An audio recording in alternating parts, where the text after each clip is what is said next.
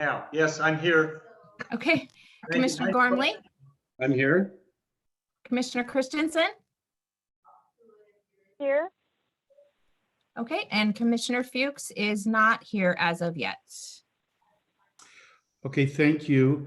Let's roll right into new business items. And our first is an update on the COVID-19 response. And John, if you could update us on your response and to the commission. Sure. So couple of additions to the memo.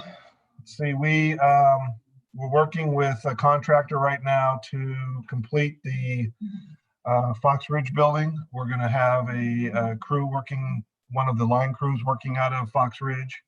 So we're trying to get that completed as quickly as possible. And that crew is planned to start Monday up at Fox Ridge. And our goal is to start bringing people back where we can isolate them so that we can get our productivity back up. The one concern I have is the water treatment plant. So right now we have not come up with a way to isolate all multiple treatment plant operators. So right now we have a couple that are not at the plant, just to make sure that we have that capacity if we need it. Questions on that? John, this is Tom. Are the people at the plant self-isolating at home? Is that what they're doing? The two other ones that aren't working? Yes, that's what we're doing, is they're at home. You know, there's no guarantee if they go out and about. We can't force them to not do that, but we've strongly encouraged them to stay away from other people. Great, thank you. And so again, just to summarize, up at the water treatment, we only have one employee because we're not able to confine them, and then the other are on standby as needed, correct? We have a crew of 2 up there. Okay. So we're rotating between 2 groups. Okay. 2 and 2. Thanks for that clarification. And Patrick's now on and he's muted.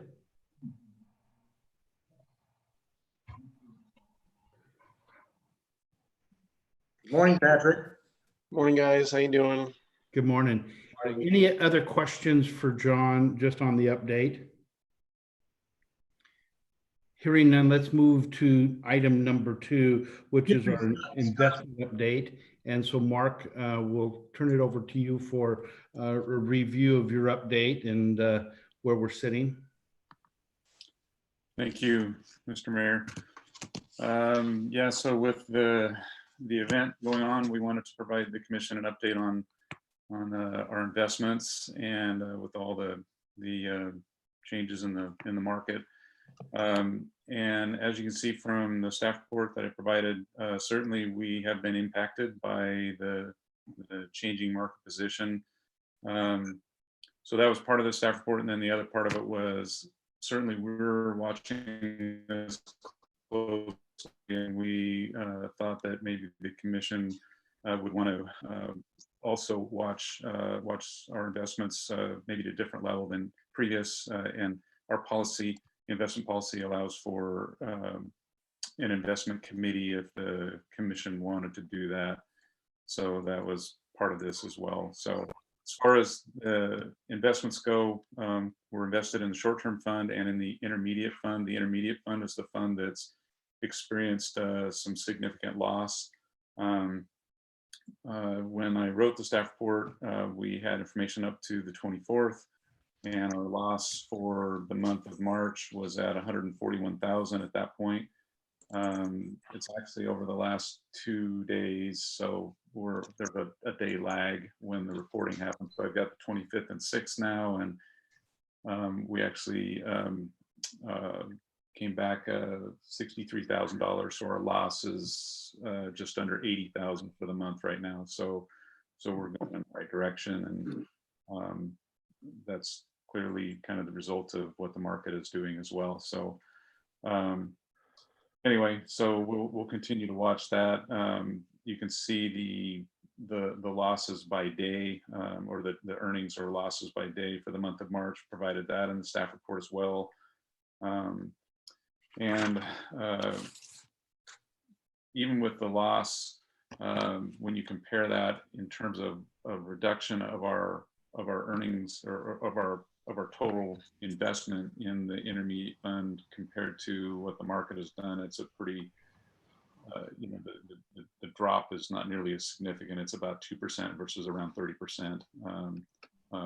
So that's, I guess, perspective. It's never good, but it's something that we considered as we thought about.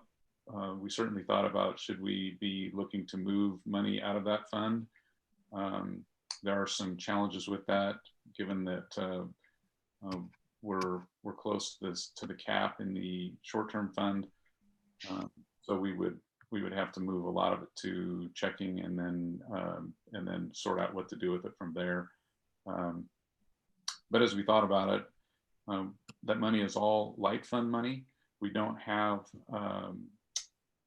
any immediate need for those funds. Those funds can continue to be invested for a number of years, and so given the duration of time that we really don't need access to those funds, and that many believe that the underlying structure of the economy is still intact. We'll see how it does over the months coming. But given all that, we felt like it would be okay to leave it, continue to leave it invested in the intermediate fund, and just watch things. And so that's what we are anticipating doing for the short term anyway. So then the additional question would be if the commission would like to consider an investment committee as provided in our investment policy. So this is Tom. I wanted to let the rest of the commission know that when this, start my video. Okay, sorry. Okay. My video isn't working. Okay, just a second. Here we go. Yeah.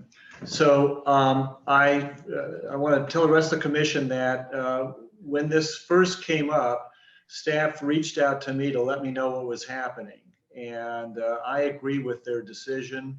I, based on my reading, and then I consulted with an expert informally.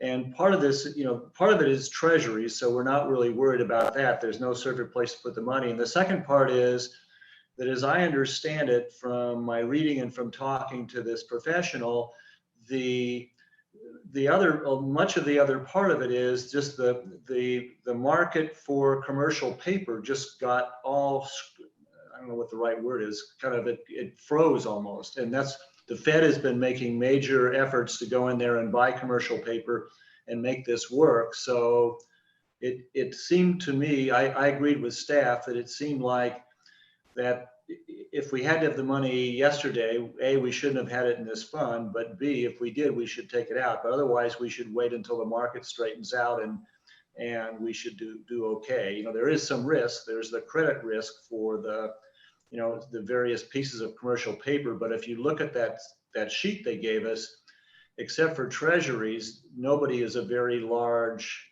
percentage of it. So I support staff's decision here, and I appreciate them reaching out and noticing it right away when it started to go south and reaching out. So. Tom, following up on your comments, no losses will be made until we pull the money out of there. So now's not the time to be doing it. I don't think there's any need for us to be appointing an investment committee. I think, Mark's doing fine. If he keeps us informed like this, it's just one less thing that the commission has to be involved in. And commission, I would feel the same way.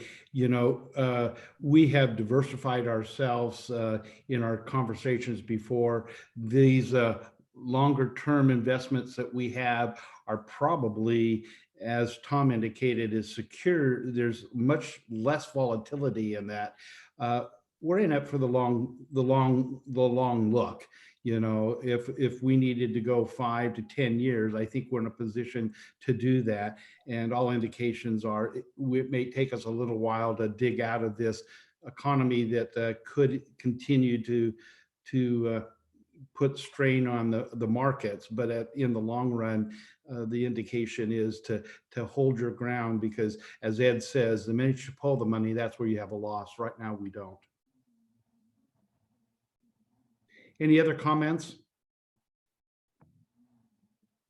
So Mark, do you feel like from a commission standpoint, staff knows where they need to go and what to do? Yep, I do. So, Mr. Mayor, just a question. I'm just wondering, is Sam jogging in place by any chance? And he's on mute, so we can say anything we want to, right?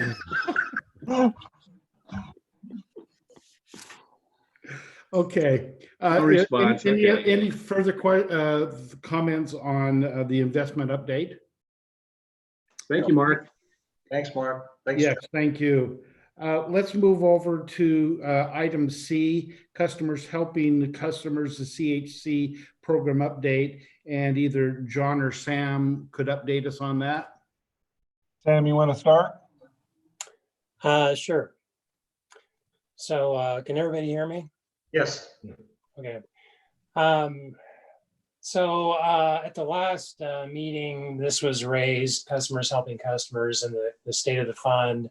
Also recently, I think in the last several months, Mr. Spence, the customer service manager, has given the commission an update on the status of the fund. After the last meeting, there was voiced a desire to make additions or kind of shore up the fund and make sure it was in good shape. John asked me to take a look at the underlying policy and better understand kind of the status of the fund.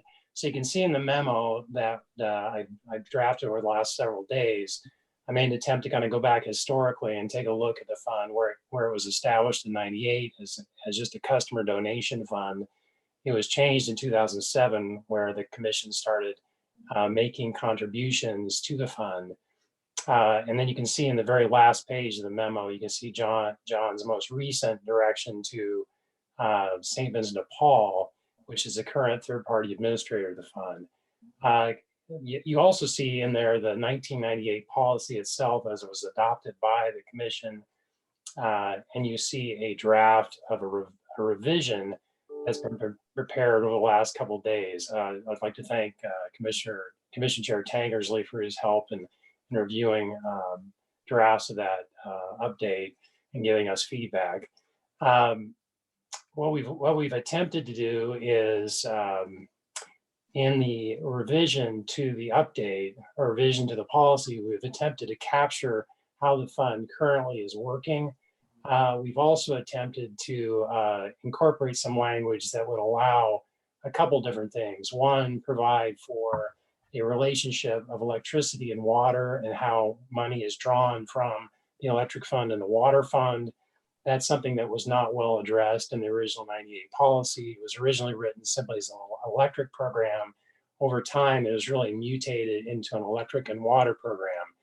As I understand in talking with Mark, it's probably kind of difficult to manage simply as electric program, but given our billing system, but he may want to speak to that. But in any event, the draft policy attempts to allow the commission to relate the two funds and draw money out of the funds on a ratio that is established by the commission. It also attempts to allow, because we bill for sewer, it also attempts to relate the policy to the sewer fund and allow the city to direct us as to how it wants, at any point in time, how it would like the sewer fund to also participate in this program. And it would allow the city to give us direction in that regard and authorize Water and Light to draw funds out or fill that fund out and apply that to the Customers Helping Customers program. The document you see in front of you, the updated program draft, I think we've made a couple of revisions since it was put in the packet to allow a better relationship to the city program. But But at this point, maybe I'll just allow for any questions you have. And if anyone does have any questions. So let's open it up for questions for Sam.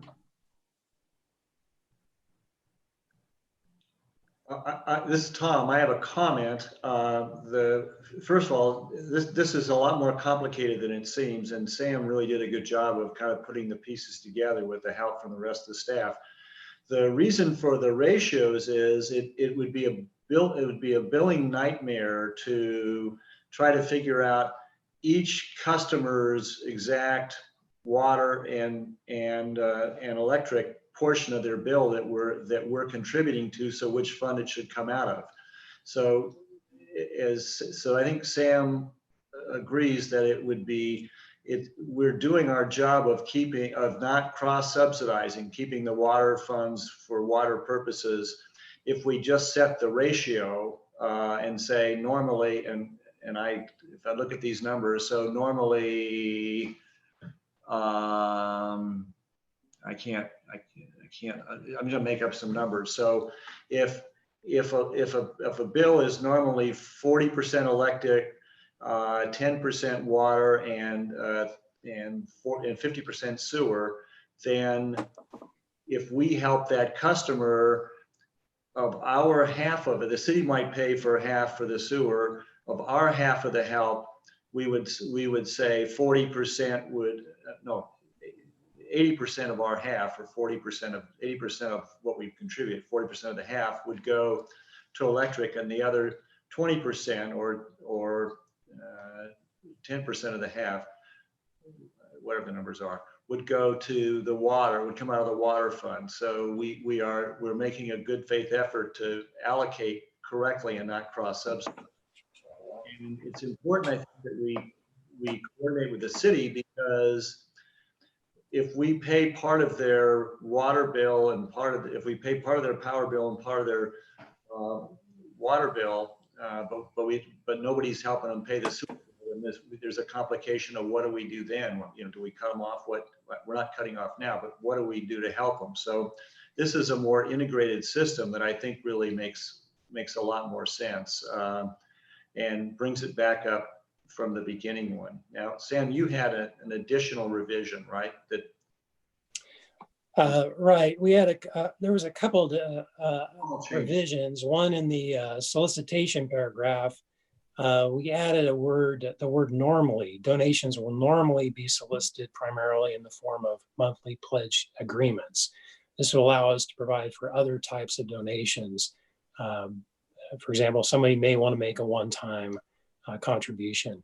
And we could ask for that in our billing flyer too. We could say, this is a tough time. If you'd like, you could make a one-time contribution. So I didn't want to limit us prevent us from doing that. Right. And then down in the administration, that first paragraph of the administration section, in the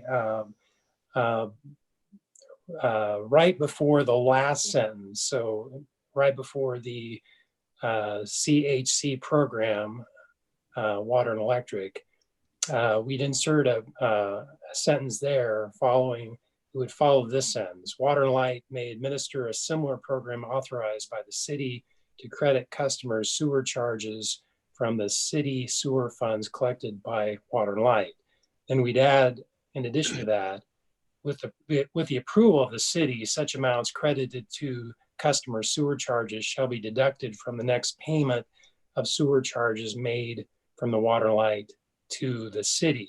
Now, that language is because typically we're collecting for sewer charges. So we have sewer funds coming in, as I understand, to our accounts. The way this would probably work is we would simply, as we credit those funds over to the city, we just deduct whatever the contribution is from the city to the program. So it would just come out of those fees coming to us anyway. We would just take a credit out of those. And Sam, that seems much easier to me than trading checks or something like that with the city. It just seems like it'll be a lot less expensive to administer on a bookkeeping basis. Yeah, I think so. And in talking to Mr. Dunmeyer, I think that was I kind of understood that's the way it would probably work. But we need the city commission to do that.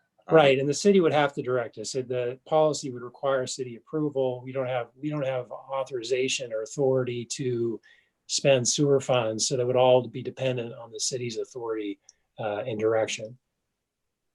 I know this discussion's on the docket at the city, but we've not had an opportunity to really, as a council, look into it. So I'm guessing that that would be on our council agenda 2 weeks from last Tuesday.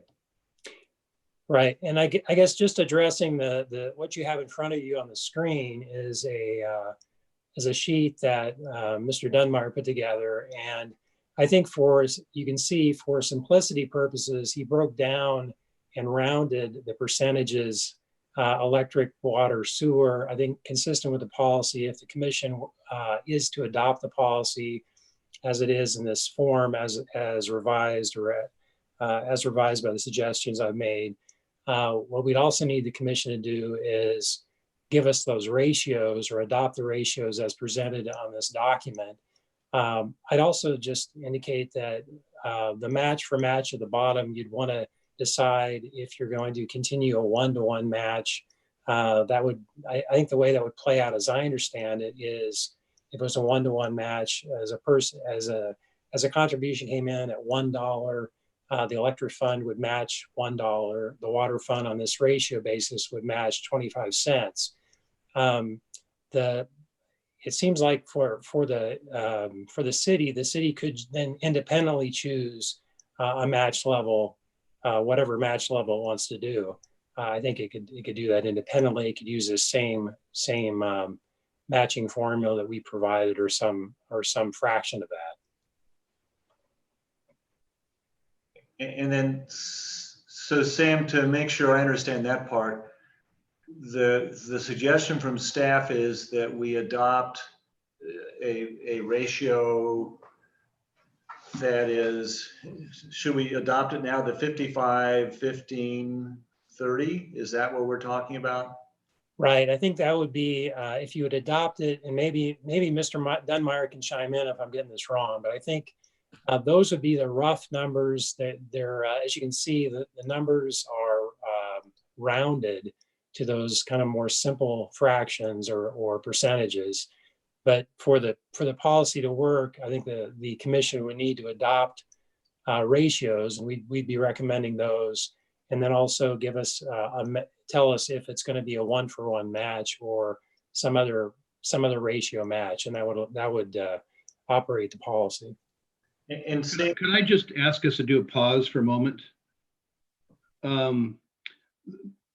How did you develop the ratios? Did you go back and grab 25 bills and look at those ratios to come up with that? Or, I assume these would have been bills St. Vincent's would have been paying, or Salvation Army, or whatever. Mark, did you want to jump in there and answer that maybe? Yeah, so we actually did not go through all of the vouchers that come in from St. Vincent de Paul.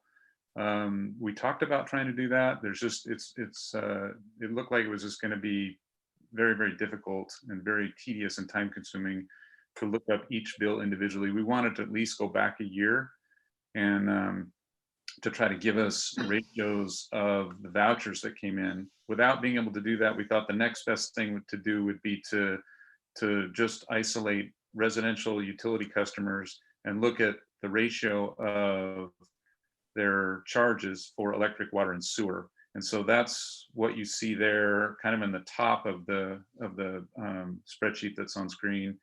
And that's where the 55% electric, 15% water, and 30% sewer comes from, is just the ratio of charges on an average, all the.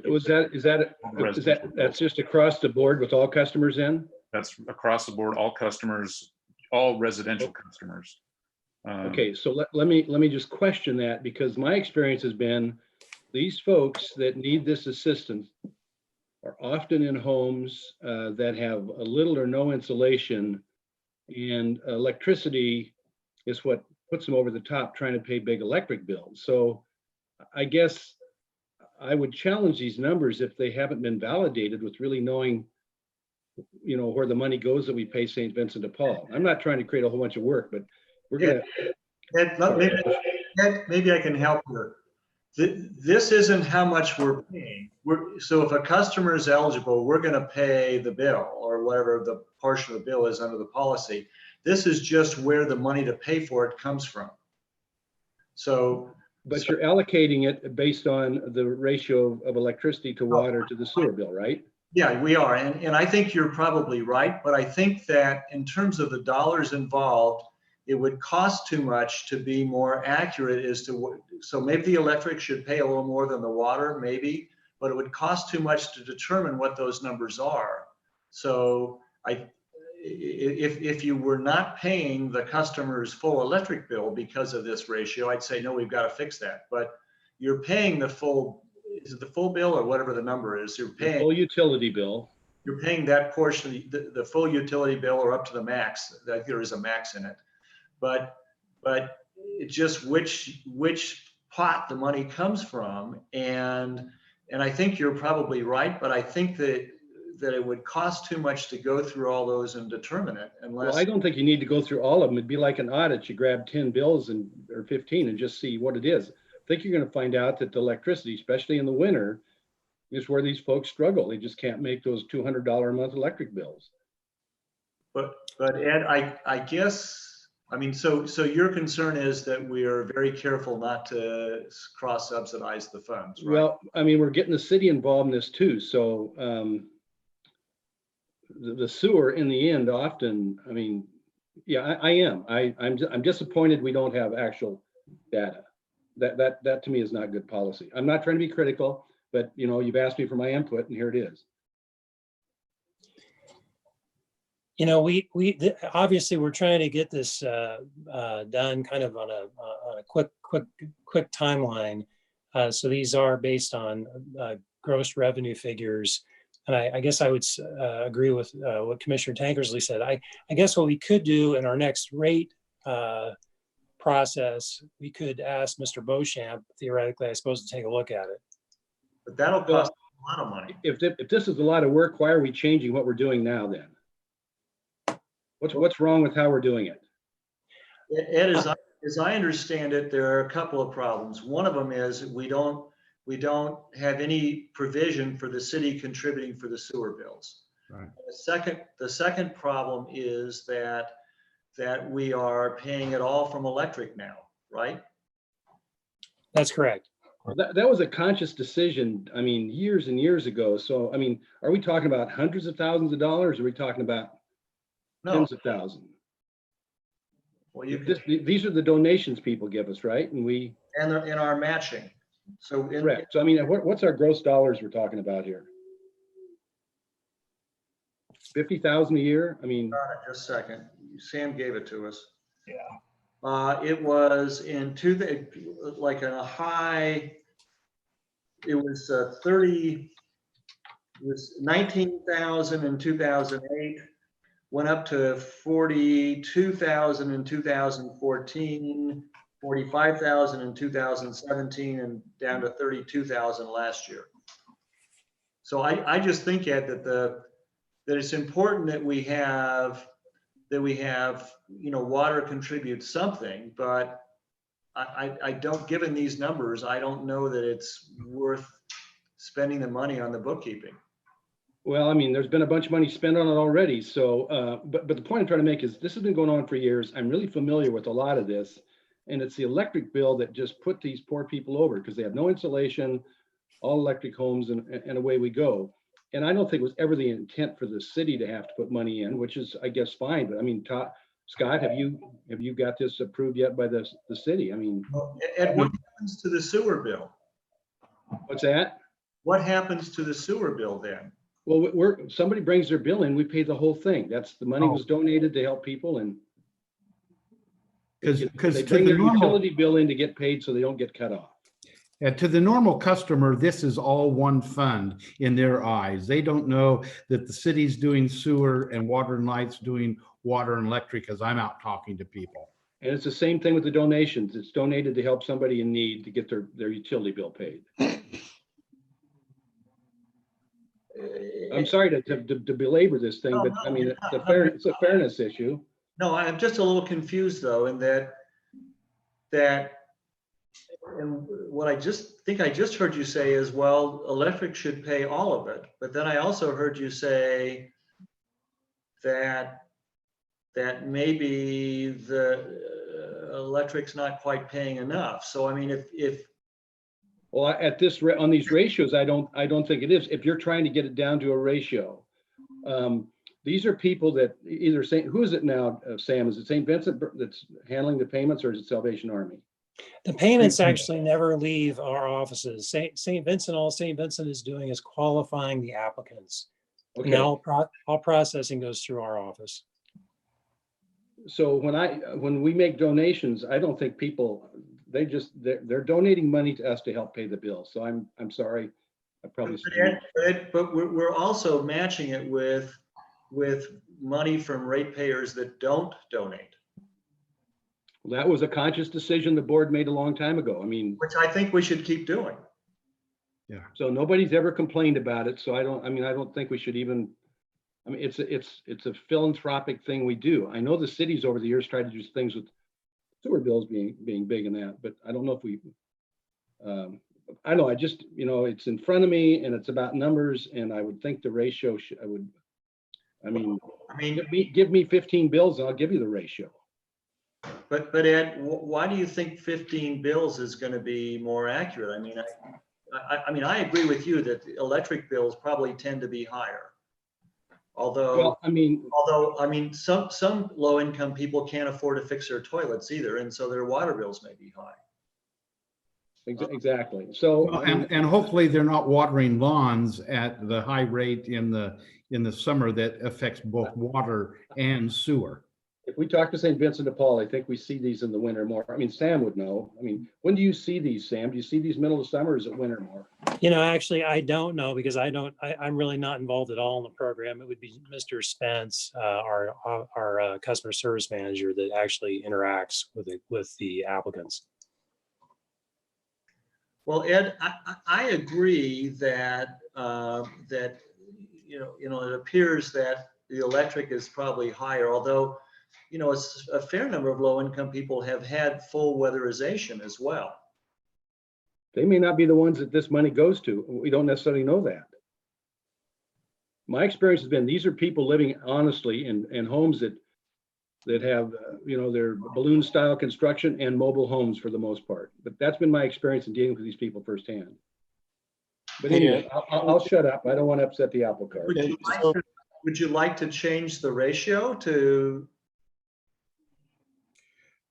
Well, I don't want to pay Mark Beaucamp $15,000 to go look at this number. I mean, that's. And I don't want to spend a bunch of staff time. Because I don't know that. Could I ask? I don't know that 15 is a. Go ahead, Jody. I was just going to ask a clarifying question. This adjustment to the existing program, is this a temporary adjustment until we get through this event, or is this going to be a permanent adjustment? I think if the commission adopted the policy would continue until the commission either updated or revised the policy. So it's permanent in so much as anything is permanent, but it would be. It's not related to the COVID issue at all. This is an ongoing thing we've been doing for years. Well, the part that's related to the COVID issue is that I think we're also should be talking about increasing the $20,000 contribution from Water and Light perhaps to 40.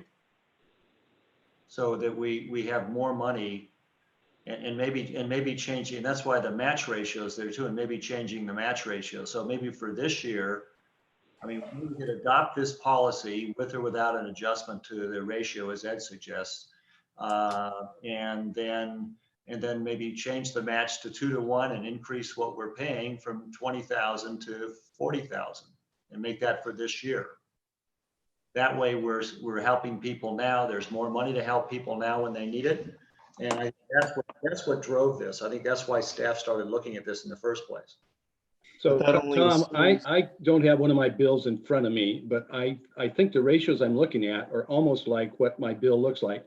I've got a brand new home, unbelievably, the energy codes and stuff. So If those ratios fit my house, what about somebody in a Okay, 70-year-old? okay, and so, I mean, we could either just say this is close enough, or we could say that do the ratio, but overweight electric by, over versus water and sewer by 25% or 10% or whatever you want. Or you could tell staff to spend the time and money to do a statistically valid audit of the bills, which I think the first two are the way to do it, because the last one is too expensive and they have to keep changing anyway.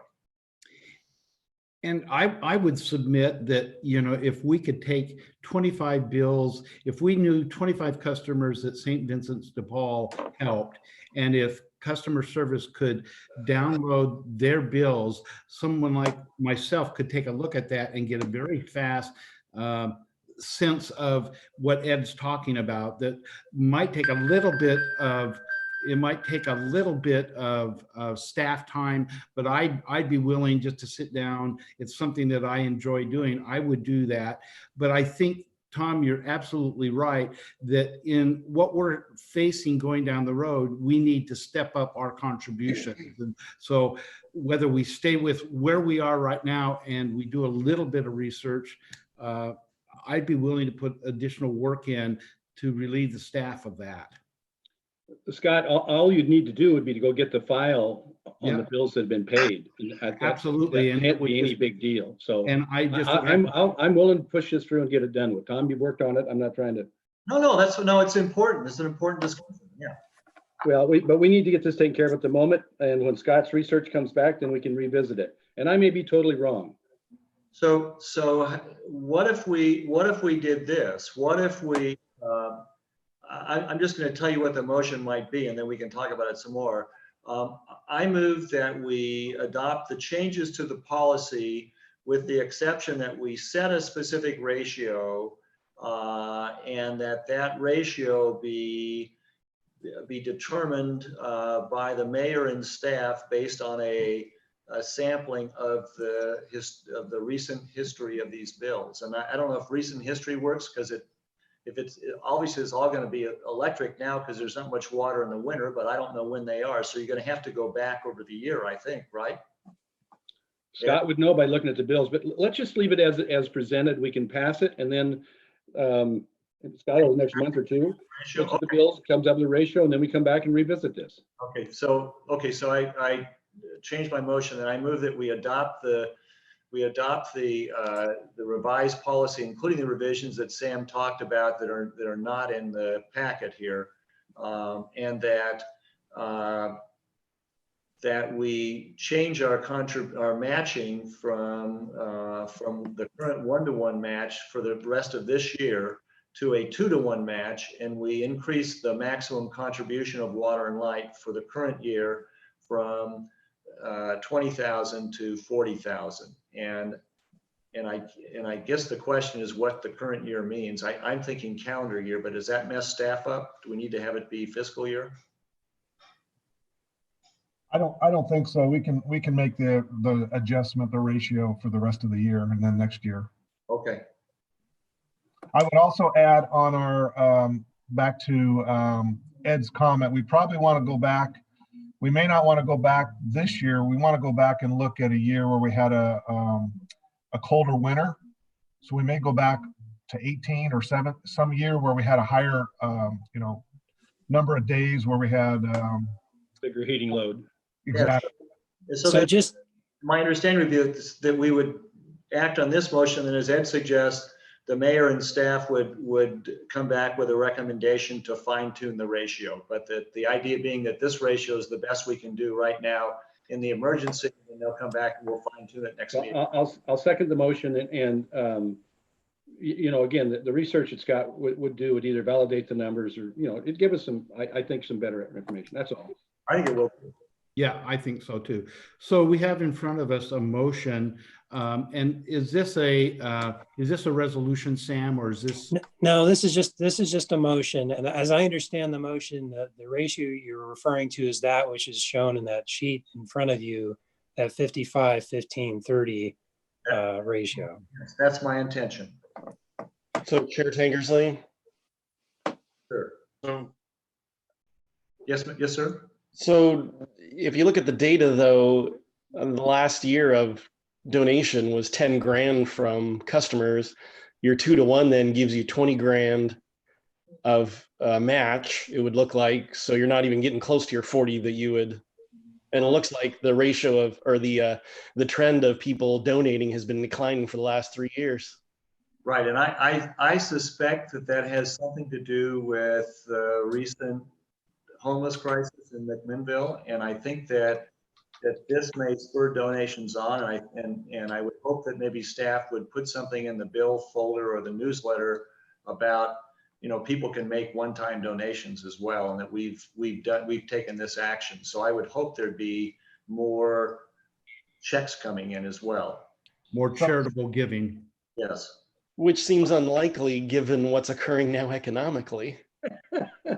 Well, Patrick, I think there are a lot of people in our community who, you know, whose income is not particularly affected by this. Not enough people, but there are a significant number of people whose income. But I mean, if they don't give, they don't give. So, and we won't match. I mean, unless you're thinking we should match more. and John can correct me if I'm wrong, but I do believe we've seen some recent donations, and we will put something out there to see if we can increase the level of donations. Well, it goes to our, Patrick, sorry. go ahead, Tom. Patrick, do you think that we should increase the match ratio? Is that the point? Well, I think you should do two things. One, I think I'm with you on not wasting time. And I know we've already made a second. And so if this goes through this way, I'll obviously survive.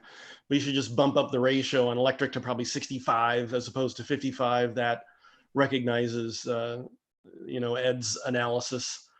And then if you really do want to spend 30 to 40 grand, I think you're going to have to bump that ratio up. Otherwise, you're likely to do 20 grand again of match.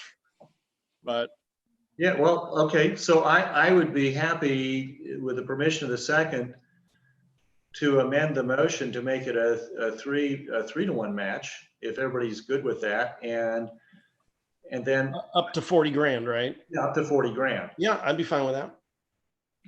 I'll amend my second. Okay. Okay. The second question is, I'd be happy to make it 65, but I think we've got something in place for them to come back to us, and if we're going to be closer, we can be more accurate that way. If people, It's fine. I was just trying to save money, like you were alluding to earlier.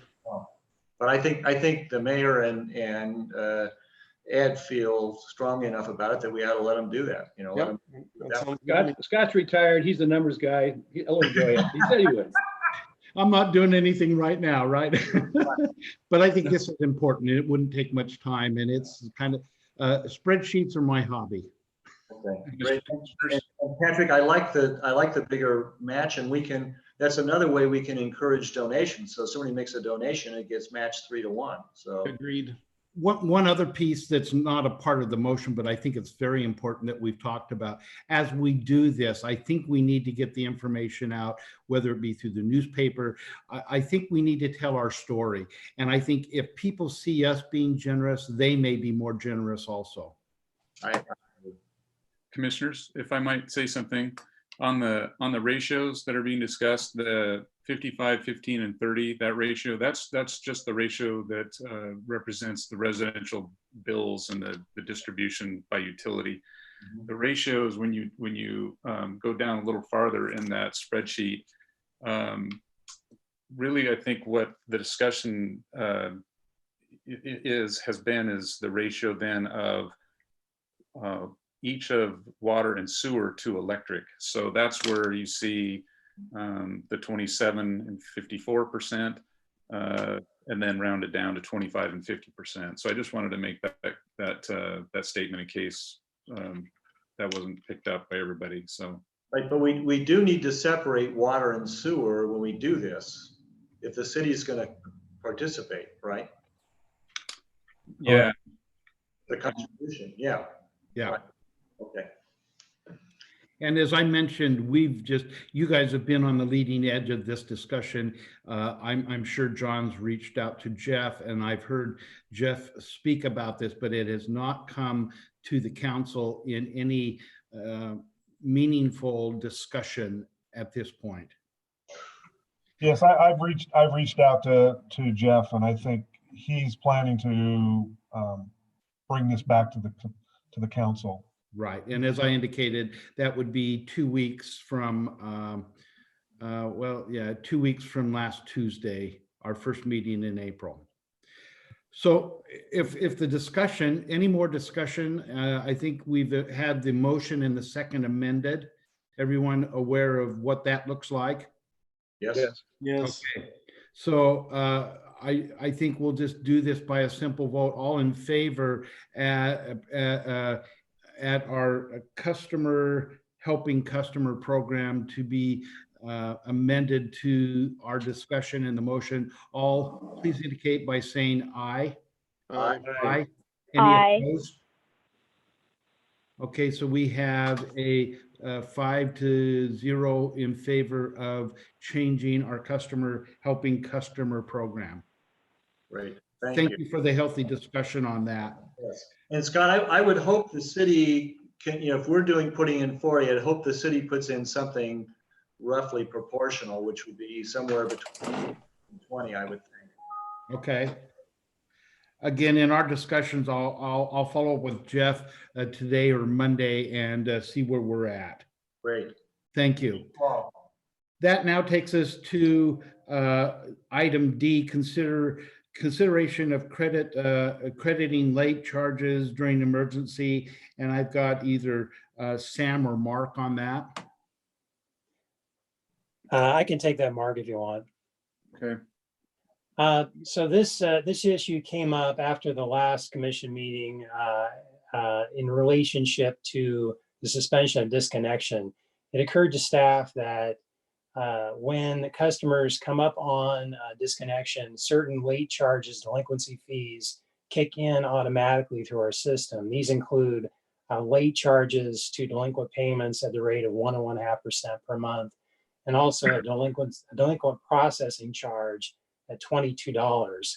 There's also a reconnect fee at $27, but at least for residential customers, because the disconnect has been suspended, that should not be an issue. Well, I guess what these rates are found in the rate schedule miscellaneous 1. So these are schedules that were adopted by the commission through a public hearing process. In discussing how we might address this issue, it occurred to staff that rather than going through a rate making process again to revise these schedules for a temporary basis, a more rational thing to do might be simply to ask the commission whether the commission would like to credit back these charges to certain classes of customers for and during this health emergency. As I indicate in the memo, this would be a way to support the rate base, stabilize the customer base for this temporary period. And this would be something that we would suggest occur in a manner that's similar to the suspension of disconnection. So the action we would suggest the commission consider taking it across the board for residential customers, and then delegating that authority to the general manager to apply this to general service customers as at his discretion with good cause, and it would not apply to the industrial contract customers. That's what I have for you at the moment. So any questions or comments on this proposal?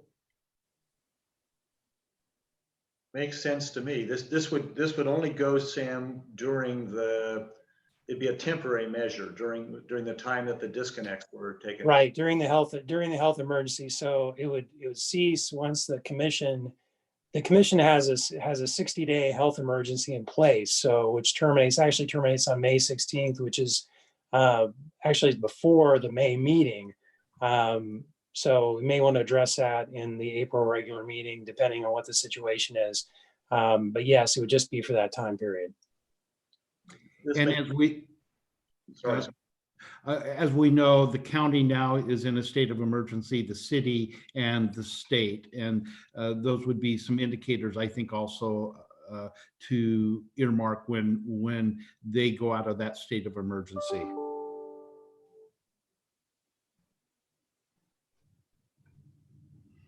Other questions, comments? Sam, this is just a simple motion. I don't see a resolution. It's just a motion. Yes. So move then. Second. It's been moved and seconded that we credit back late fees during our emergency declaration. All those in favor, please indicate by saying aye. Aye. Aye. Aye. Any opposed? Thank you for the generosity. I think at the city, we're looking at ways that we can help during this time. And I think, again, this isn't this is just another area that we can help people in a time of need. That takes us to our last area of discussion, and that would be an update on our contracting policy and the emergency credit card. And John, I'll turn that over to you. Sam, you want to take that? Sure. So this is a proposed resolution to amend article or subsection 10.4 in Article 10 of the Public Contracting Policy. This article deals specifically with credit cards, more specifically with credit card limits. When the contracting policy was adopted back in 2018, the commission set a credit card limit. This is an aggregate limit for all cards across the board. So I think we have active maybe 6 cards, but under commission direction, we have a total aggregate authorization across all cards of $26,500. Our credit, as I understand, talking to Mr. Dunmire, our credit card account actually allows a limit up to $150,000, but we have not accessed that limit based on commission direction. Those cards are issued and usually used by the purchasing manager and the storekeeper, to a much lesser degree, the finance director. Under the current policy, the emergency card limits above $26,500 are only accessible by 3 other staff positions: the electric division director, the water division director, and the customer service manager. What the resolution proposes is that those emergency limits at the direction of the general manager also be applied to the cards available to the storekeeper and finance director. I think maybe Mr. Dunmire or John can address this in more detail, but my understanding is recently we've been juggling credit card limits, trying to keep them paid down as we make purchases. But I guess what the staff is requesting is that those higher limits be allowed to be applied across the board to the standard card holders. The purchasing manager and the storekeeper are the ones that actually are most knowledgeable about making purchases. And it's been somewhat of an impediment having those limits restricted as we've been purchasing a lot of equipment recently using credit cards. I'll just note in the resolution, I see one typo where I've crossed out the lowercase w in the revision document. We'll make that correction if the commission adopts a resolution. And this is a resolution for the commission's consideration. Sam, do we have any insurance coverage to deal with fraud? And I'm not talking about employee. I know we have employee coverage, but what about somebody gets the card and is able to steal and get a whole bunch of material or something? It's like the guy, let's say, that stole all the masks or whatever. Without, I believe we would. That would just be a theft coverage. Without going back in the policy and looking at exclusions, but it would seem to me we would have coverage for a theft. And Sam, if that happened, wouldn't staff catch the purchase and then wouldn't we dispute it to the card company? Yeah, I believe that's also true. I'm not on a daily basis involved in the card transactions. I don't know if we have alerts that come back to us. And I think maybe, I don't know if Mark would know the answer to that about suspicious transactions like many of us do in our own personal cards. I think we keep pretty tight security of these cards. And they're used, I believe, only for purchases maybe Mark can address those security issues. Yeah, I would agree that our first recourse would be with the card company. We do have broad insurance through City County Insurance. I'd like Sam would have to go in and look and see if this kind of situation would apply, but certainly the card company, we would contact them immediately and work through their process for redress on some kind of disputed charges. As far as like triggers or things that would alert us to activity, one thing that we have in place is not only do we have a card limit for each credit card, but we also have a one-time purchase limit for each card that's typically set at a lower level. During an emergency event, depending on the kinds of purchases that we're doing, that typically would be adjusted up, just like the credit limit would be if we're needing to all of a sudden spend money on cards rather than going through normal purchase channels like we typically do. So, but we also are looking at the card balances generally every day during an emergency situation, just because we're tracking where we are against our limits and what kinds of purchases we've been doing. So that's been the case over the last couple weeks as we've entered this event and have been making purchases for computer hardware is what it's primarily been for getting people able to work at home. So What bank are the cards with? US Bank. US Bank, okay. Gentlemen, and Trina, I have to step off this call. Am I going to cause any issues with quorum? No. Okay, thank you very much. Bye. Bye. Hi, Jody. Bye. Okay, I'm ready to vote on this then. Okay, so we need a motion. This is it's resolution Resolution. 2020. And Trina, do you have a number? Yes, it's number 11. Okay, this is 2020-11, a resolution amending rules for public contracting by the Municipal Water and Light Commission. That's by title only. I'd so move for the adoption. Second. It's been moved and seconded. Trina, could you poll the commission? Yes, Mayor Hill, Yes. Commissioner Tankersley, Yes. Commissioner Gormley, Yes. Commissioner Fuchs. Yes. And so resolution 2020-11 passes unanimously 4-0. And that concludes the items on our agenda. Anything from the commission or from the general manager for the good? I would just like to compliment John Dietz on the virtual ham steak he served us this morning with the scrambled eggs. It was out of sight. My eggs were a little runny, Ed. Yeah, you got your order first. That's why John was perfecting his cooking technique. I'd like to compliment staff, and not just the management staff, but all of our staff. I know people are working really hard. This is really a stressful time, and I think they're doing a great job, and I'm very happy. So thank you.